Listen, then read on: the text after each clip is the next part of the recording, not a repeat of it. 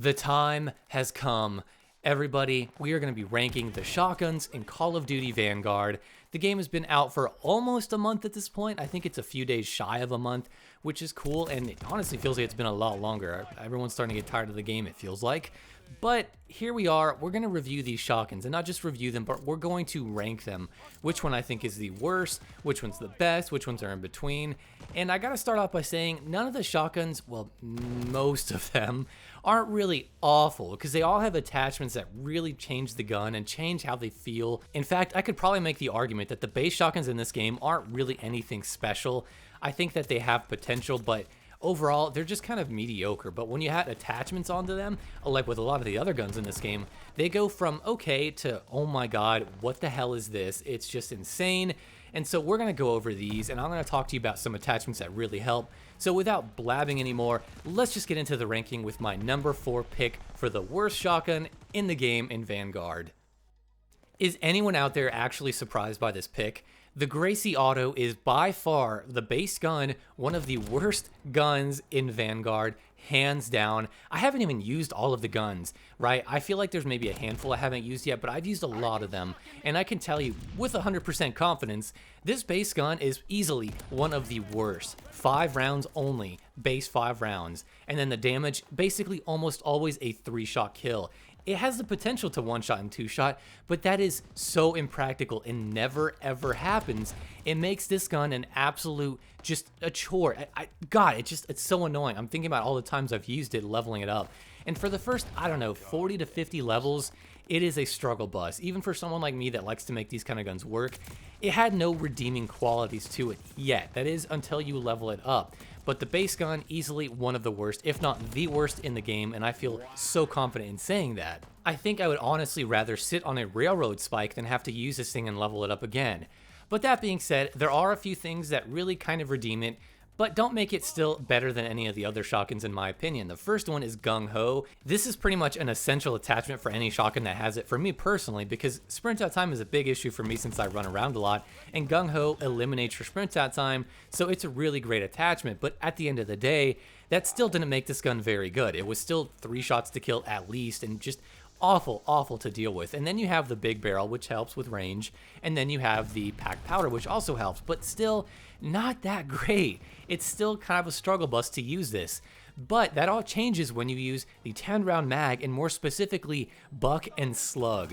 You've all probably heard Buck and Slug 1,000 times by this point in the game's life cycle, but basically, it changes your little 2-shot kill of about 4.5 meters with the other big attachments to at least 10 meters while hip firing. It is insane. The difference is huge, and it makes this gun actually pretty good, but it's still not my favorite. And there's really nothing about the shotgun that says use this one over the other shotguns. Even the revolving shotgun, the double barrel, they all still have features about them that make it a lot better in my opinion. But with Buck and Slug, this gun goes from being just downright awful to pretty good, and I see why you'd want to run it, but would you want to run it over other shotguns?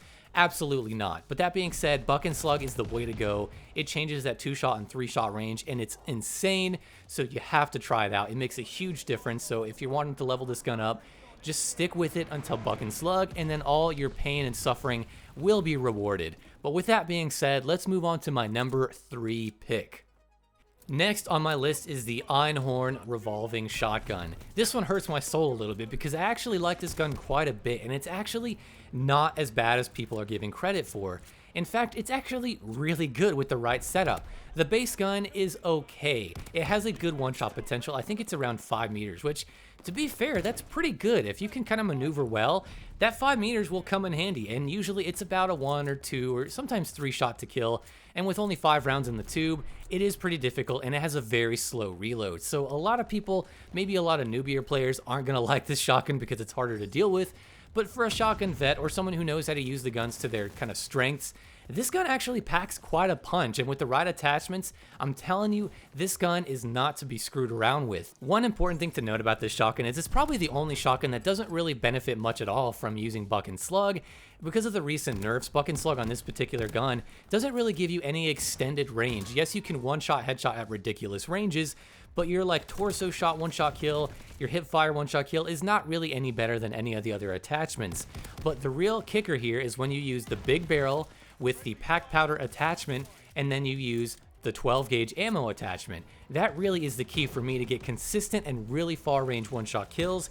How far? Well, it's about 7.9 meters with that setup. It's really good. That's a really, really good one-shot kill range for a shotgun like this where you can kind of spam it. Of course, the big downside to this build is that the 12 gauge round ammo is only 5 rounds in that little cylinder as opposed to 7, which most people prefer the 7. I can see why, but I prefer having less ammo and having that really strong one-shot kill, which in my opinion, like I said, is the way to go for this particular shotgun. And just like with the combat shotgun, with this build, you don't really need to be super duper accurate if you're in that one-shot kill range. You can basically just have the tip of your hipfire reticle on the enemy and it'll get the kill. Yeah, you still get some hit markers, but overall it's super strong, and a lot of people don't use this shotgun for some reason. And even though it's third on the list and there's other shotguns above it, it's miles above the GRACEY Auto, and this is actually a really strong shotgun, and I'm telling you guys, do not sleep on it. Level this gun up. It will be worth your time, I promise you. It's a little bit quirky, it's a little bit niche, but man, it is fun, it's cool and unique,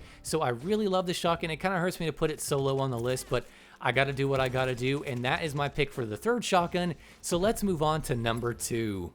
For my number 2 pick, I have the double barrel shotgun. Yes, now we're finally getting into the big, heavy hitter one-shot kill type of shotguns, and the double barrel is no exception. This gun on its own has a pretty decent one-shot kill range. I think it was about 7.5 meters, but you need to be pretty accurate, and hip firing this gun is generally a no-no because it is very, very inconsistent. I swear, this is one of the most inconsistent double barrels I've ever used when you're hip firing, but when you aim down sights, it's a lot better. And more specifically, we have a lot of attachments that really help the gun.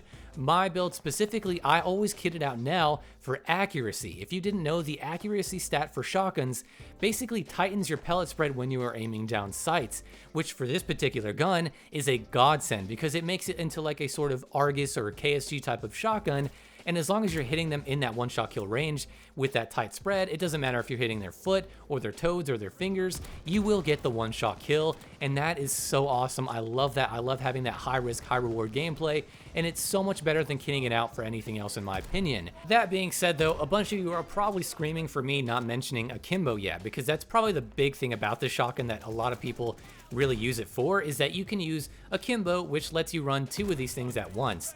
And with that, you can use bigger barrels, you have a faster reload time than normal, which is just stupid, and you get some pretty forgiving hip fire, and that really is the go-to for a lot of people for a few reasons. The most glaring is because it's probably, let's be honest, the most easy way to run this shotgun, and that's why people use it, because it's very strong, and you have a pretty surprisingly fast reload speed for running 2 double barrel shotguns at once. I mean, in what world does this make sense that this reloads faster than a single double barrel shotgun? It should be twice as slow, and I really think that they should nerf that just a little bit because I think it's a little too forgiving. But with akimbo, you have great damage potential. You have great hip fire spread. It's super easy to use. It's super forgiving. The reload is basically nothing to worry about for most cases on most maps. It's just not really an issue.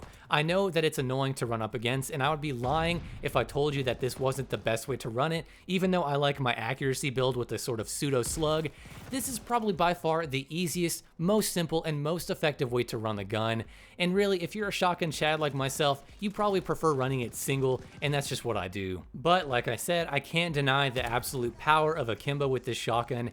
In my opinion, I think it does need a little bit of a nerf. It needs to be tuned down just a little bit because in my opinion, it's just a little too strong for how you can kit it out with attachments using akimbo. I think akimbo needs to hurt the damage range a bit more, and I think you don't need to be able to stack big barrels on it. I think that's just silly and kind of dumb, but that's just my opinion. Let me know in the comments below what you think.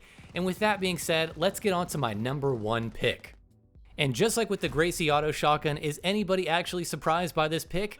That's right, the Combat Shotgun is, in my opinion, and probably the opinion of about 90% of people out there, the Combat Shotgun is easily the best shotgun in Call of Duty Vanguard. It is extremely powerful, it has really forgiving hipfire, really great hipfire potential. It's just overall an amazing shotgun to use, and in my opinion, it's still a shotgun that needs a little bit of a tuning. I know that sounds sacrilege, but in my opinion, the Combat Shotgun is still in need of a small nerf.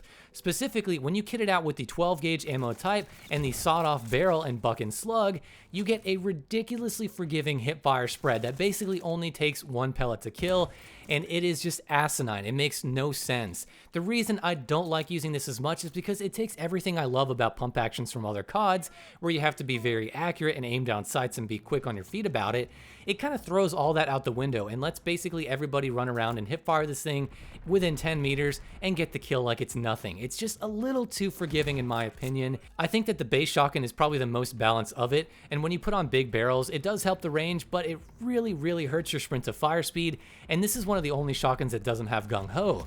But besides all that, this is still easily the best shotgun to use because it's so powerful and it's so much more forgiving than the other shotguns. It just really is, and you can run 10 rounds on it. That's insane.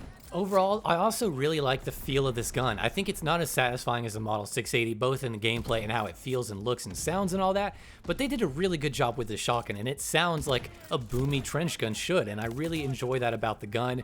But right now, I think it's still a little too strong, and I would like to see it tuned down just a tiny bit and more in line with the other shotguns. But that being said, the combat shotgun, easily the best shotgun if you haven't used it, which I doubt you have. I think most of you have probably used it at this point. Go ahead and try it out. It's amazing. It is insanely strong, but it's probably going to catch a nerf sometime soon, so just be warned. Go ahead and get gold camo on it now if you want. And that is my ranking of the shotguns from worst to best in Call of Duty Vanguard. And I want to know, what do you guys think of my list? Do you agree? And go ahead and let me know your lists down below and what you think the best shotgun overall is. And with all that being said, guys, I will see you in the next video. Recon mission ready. Find a bus.